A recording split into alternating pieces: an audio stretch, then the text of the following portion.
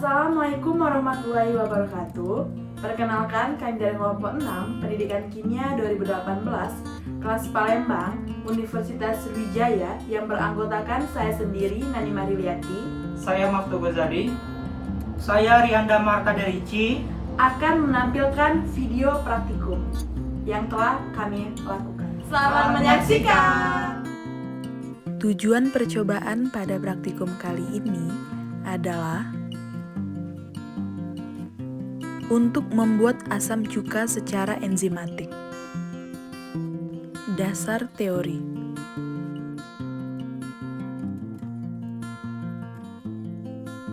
Cuka apel merupakan sejenis senyawa ataupun larutan yang dihasilkan dari sari apel yang kemudian difermentasikan menggunakan sejenis ragi. Namun, agar apel tersebut menghasilkan hasil sari ekstrak yang banyak dan juga bagus, ada beberapa syarat yang harus dimiliki apel tersebut, terutama kandungan zat-zat yang terdapat di dalamnya. Cuka apel kaya serat dan mengandung potasium yang berfungsi menjaga keseimbangan tingkat potasium. Cuka apel mengandung banyak nutrisi menyehatkan, seperti beta-karoten, boron, kalsium, berbagai enzim, zat besi, maga-besa, karbohidrat, dan asam amino.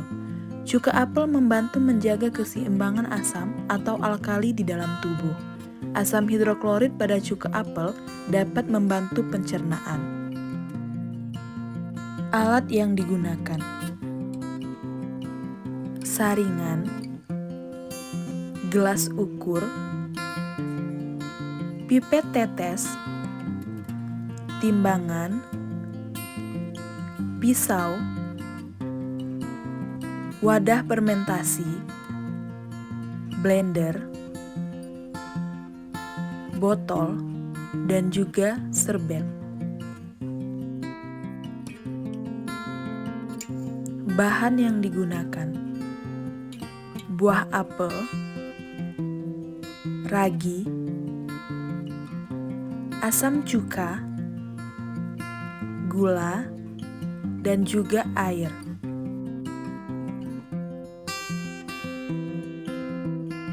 Prosedur percobaan.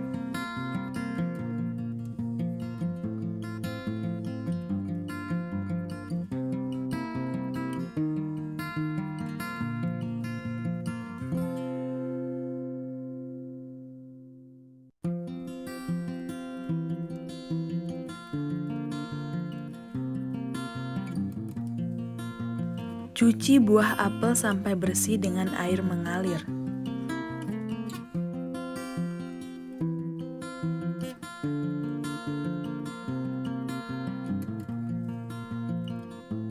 Selanjutnya, potong buah apel menjadi kecil-kecil dan timbang buah apel sebanyak 1 kg.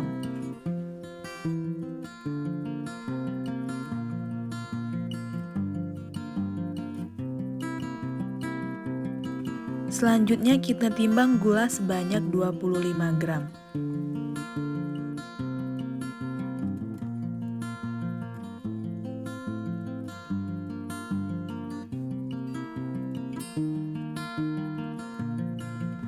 Masukkan apel yang sudah dibersihkan dan dipotong kecil tadi ke dalam blender.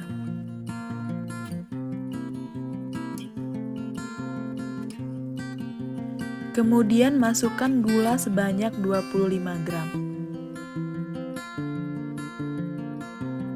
Tambahkan air sebanyak 25 ml ke dalam blender. Setelah semua bahan dimasukkan ke dalam blender, lakukan proses pemblenderan.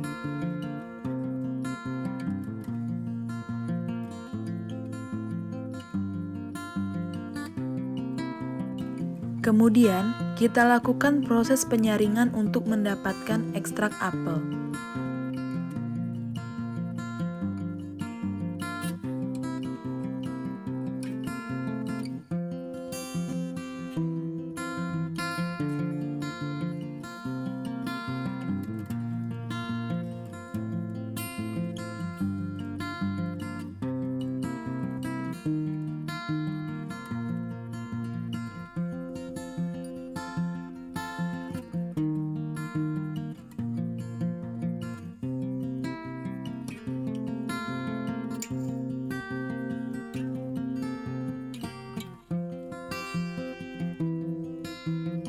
Selanjutnya tambahkan 10 ml asam cuka.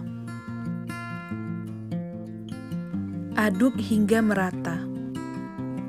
Ekstrak apel yang telah diperoleh dimasukkan ke dalam wadah toples yang telah disediakan.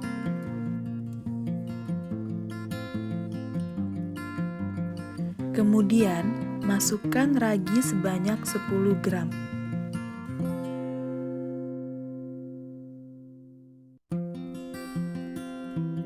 Selanjutnya, tutup wadah fermentasi selama 15 hari. Setelah 15 hari, tutup wadah fermentasi dibuka, kemudian ditutup lagi dengan kain serbet.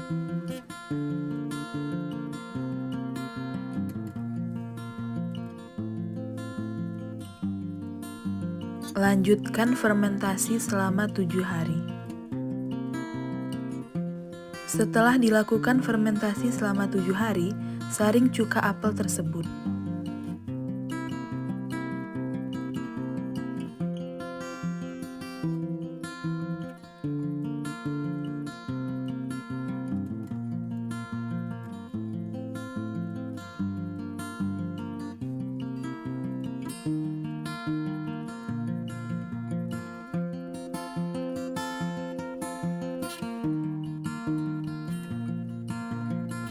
Cuka apel yang telah disaring tadi, kemudian kita masukkan ke dalam botol.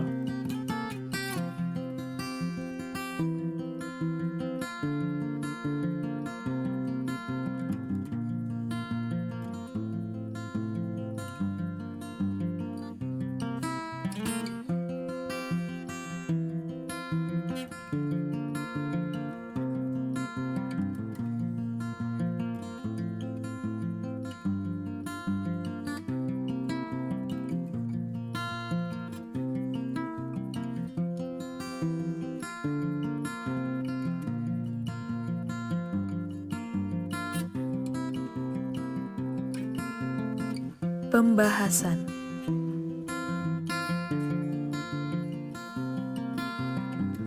Ragi roti yang digunakan mengandung mikroorganisme agar proses fermentasi dapat terjadi. Gula yang ditambahkan bertujuan agar proses fermentasi dapat berjalan lebih efektif pada saat penambahan mikroba, sehingga aroma apel dapat keluar lebih banyak. Fermentasi pada cuka apel dilakukan dengan 2 tahapan, yaitu fermentasi alkohol dan fermentasi asam asetat atau asetilasi. Pada fermentasi alkohol, beberapa mikroba mengalami peristiwa pembebasan energi karena asam pirufat diubah menjadi asam asetat dan CO2. Selanjutnya, asam asetat diubah menjadi alkohol. Pada fermentasi asam asetat berlangsung dalam keadaan aerob. Fermentasi ini dilakukan oleh bakteri asam cuka atau Acetobacter aceti dengan substrat etanol. Energi yang dihasilkan 5 kali lebih besar dari energi yang dihasilkan oleh fermentasi alkohol secara anaerob. Jika diberikan oksigen yang cukup, bakteri-bakteri ini dapat memproduksi cuka dari sari buah apel. Kesimpulan.